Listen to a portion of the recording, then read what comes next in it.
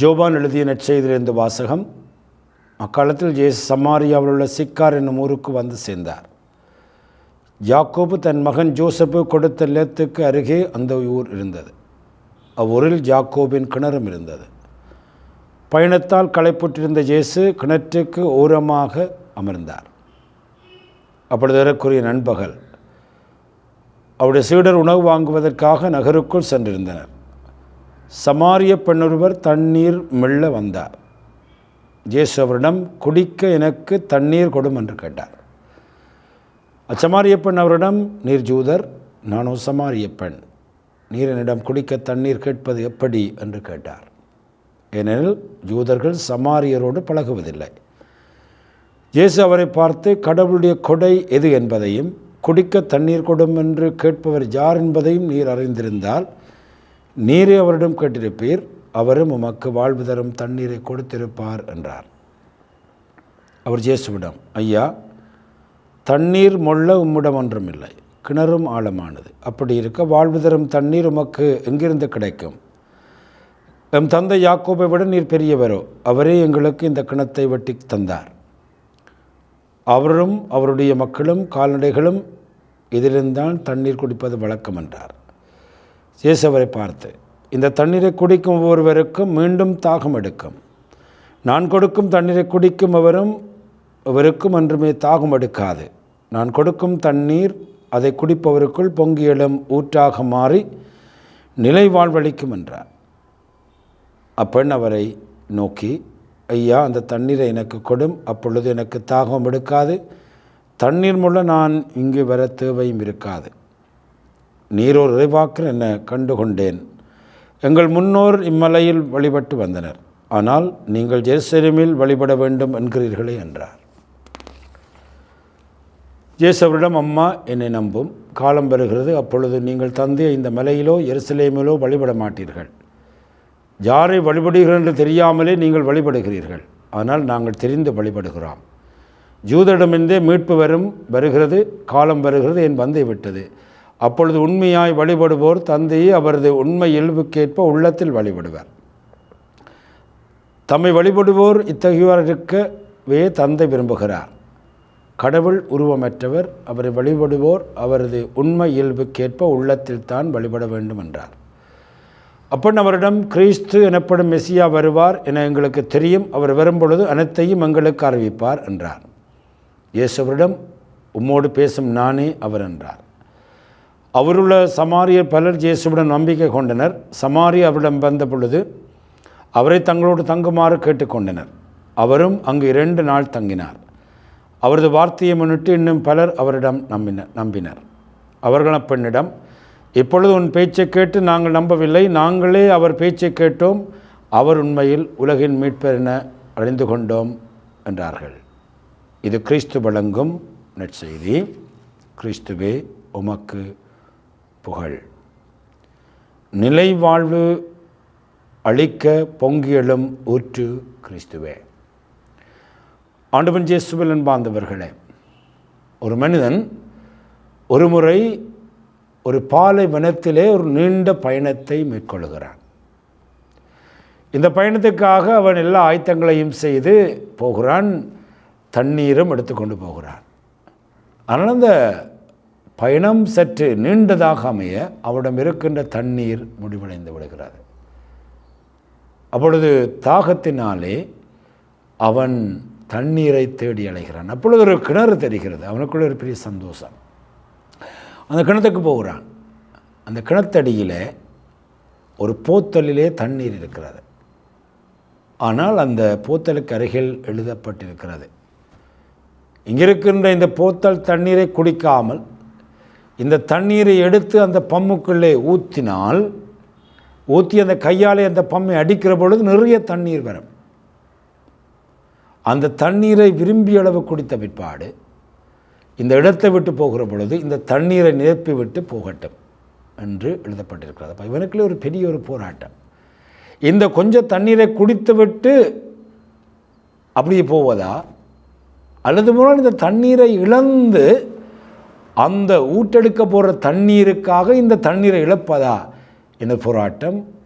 அந்த இறுதியிலே அவன் சிந்திக்கிறான், இந்த தண்ணீரை இழந்து அதுக்குள்ளே ஊற்றி அந்த பம்மிலிருந்து வரப்போகின்ற அந்த ஊற்றை நன்றாக குடித்து குளித்து இருக்கிற எல்லா கலங்களையும் நிரப்பி அந்த போத்தில் வச்சுட்டு போகலாம்னு நினச்சிக்கொண்டு தண்ணீரை ஊற்றுகிறான். ஊற்றி அடிக்கிறான். பாஞ்சு வருகிற தண்ணீர், ஊற்றெடுத்து வருகிறது, பொங்கி எழுகிற தண்ணீர். அவன் குளிக்கிறான். தான் கொண்டு வந்திருந்த கலங்களிலாம் நிரப்புறான். போட்டு இறுதியாக கடவுளுக்கு நன்றி சொல்லி போட்டு அந்த போத்துக்களை தண்ணீரை நிரப்பி விட்டு வைத்து போகிறான். அடுத்தவர்கள் வந்து அதை செய்ய வேண்டும் என்று.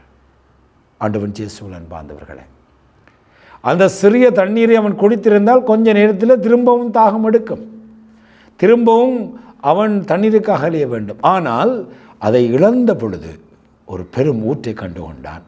தன்னுடைய அந்த தாகத்தை தணித்தது மாத்திரமல்ல, தன் நீண்ட தூரத்துக்கு தேவையான தண்ணீரையும் அவன் எடுத்துக்கொண்டு தன்னுடைய பயணத்திலே வெற்றி கொண்டான்.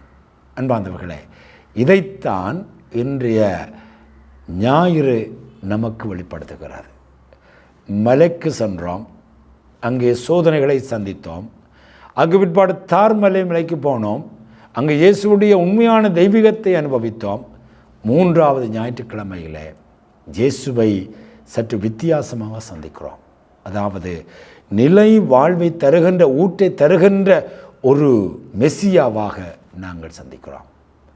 இன்றைய வாசகம், நற்செய்தி வாசகம் மிக மிக அழகானது. நீண்ட பகுதியும் இருக்கிறது, குறுகிய பகுதியும் இருக்கிறது. நான் குறுகிய பகுதியை மாத்திரம் வாசித்தேன். இந்த வாரத்திலே இந்த நீண்ட பகுதியை ஒரு 10 திறன் நாங்கள் வாசி பார்க்க வேண்டும். அழகான ஒரு சம்பவத்தை நாங்கள் பார்க்கிறோம். இயேசு ஒரு மருத்துவர், அவர்தான் ஒரு கவுன்சிலர், மன உளநல ஆலோசகர். He is the best councillor in the world என்பதற்கு ஒரு சாட்சியம் இங்கே கொடுக்கப்படுகிறது. இயேசு அவர் ஜூதேயாவிலிருந்து கலிலேயாவுக்கு போகிறார்னு சொல்லப்படுகிறது. இந்த ஜூதேயாவிலிருந்து கலிலேயாவுக்கு போவதற்கு 2 விதமான பாதைகள் இருக்கிறது.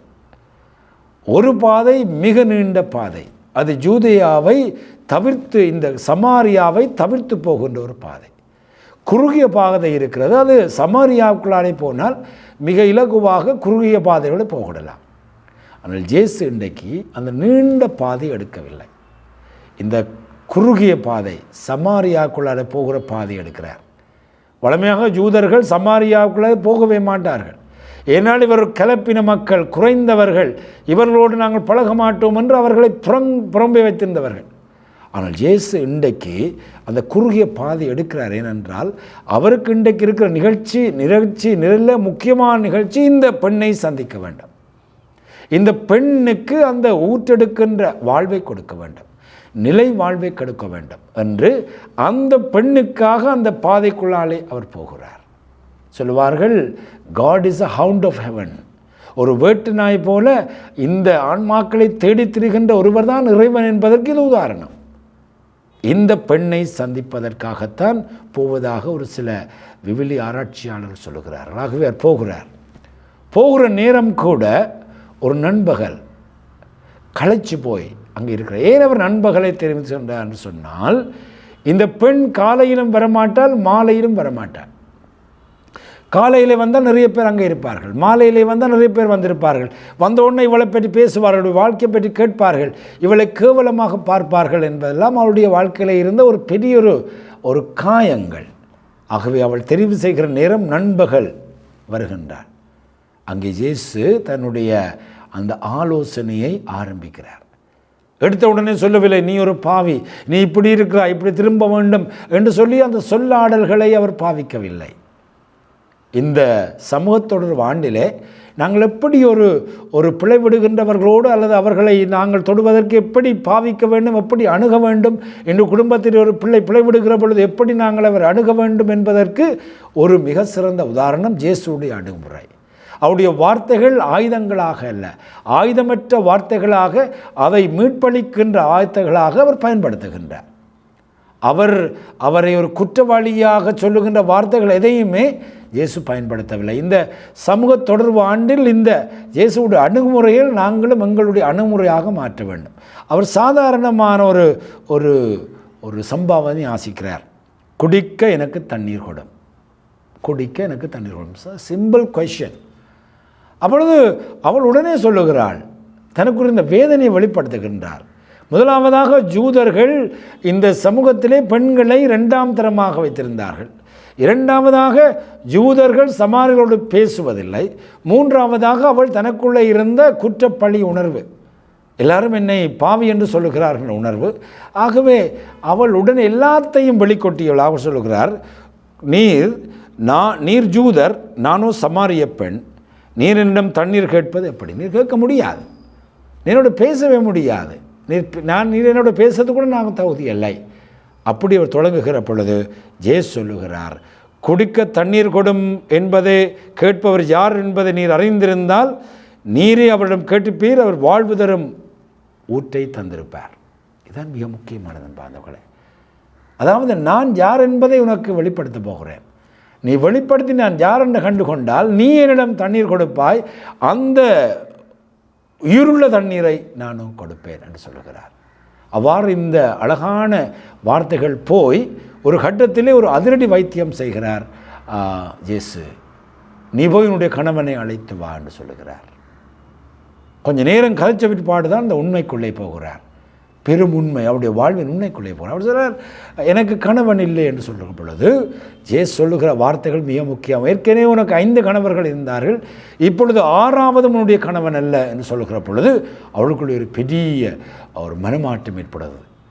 நான் செய்ததை எனக்கு சொல்லுகின்ற ஒருவர் என்று சொல்லுகிற பொழுது அவர் இறைவாக்கினர், அவர் மெசியா என்று அவன் கண்டுகொள்ளுகிறார். அன்பார்ந்தவர்களே, அவ்வாறு கண்டு கொண்ட பொழுது இன்றைய நற்செய்தியில் வருகிற மிக முக்கியமான பகுதி என்னவென்றால், அவள் அந்த கொண்டு வந்த தண்ணீர் மெல்ல வந்த அந்த பாத்திரத்தை பாணி அப்படியே விட்டுட்டு போகிறாள். இது ஒரு மிக முக்கியமான கட்டம்.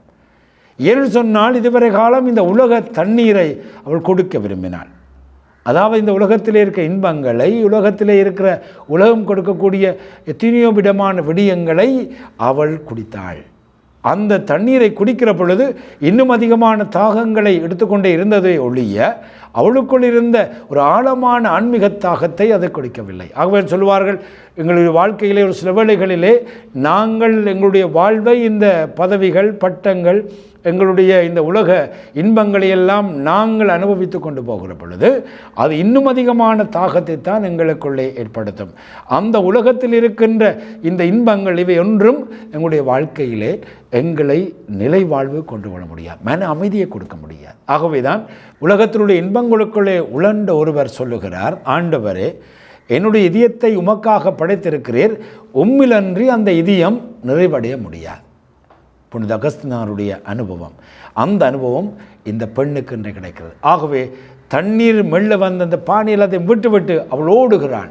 ஓடிப்போய் சொல்லுகிறாள், என்னுடைய வாழ்க்கையை அப்பட்டமாக சொன்ன ஒருவரை நான் சந்தித்தேன், அவர் மெசியாவாக இருக்கிறார் என்று இந்த பெண் ஒரு மிக பெரும் மறை பரப்பாளராக மாறுகிறார். அன்பார்ந்தவர்களே, மிக மிக அழகான ஒரு பகுதியாக இருக்கிறது.